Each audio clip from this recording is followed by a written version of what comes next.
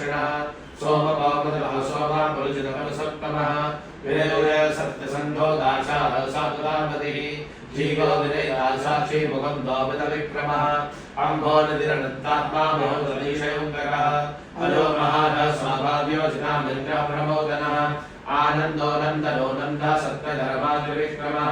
महर्षिकविलाचार्य कृतज्ञो मेदनीपतिः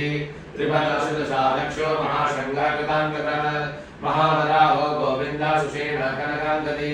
वियोगवियोगेनो श्रीमताम्बरः श्रीधः श्रीशः श्रीनिवासः श्रीनिधि श्रीभावनः श्रीधरः श्रीकरः श्रेय श्रीमान् लोकत्रयाश्रयः श्रीगणेश्वरः विधितात्मा विधेयात्मा सत्यनिश्चयः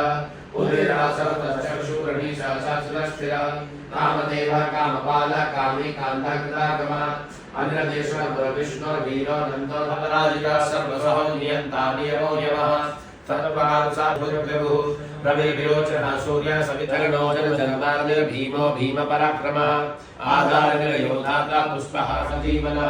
तत्त्वं तत्त्वविदेकात्मा जन्म मृत्युर्जरातिगः पापनाशनः शङ्खवैनन्दकी चक्री शारकधराधराधरः पदाङ्गवाणी अक्षोभ्यः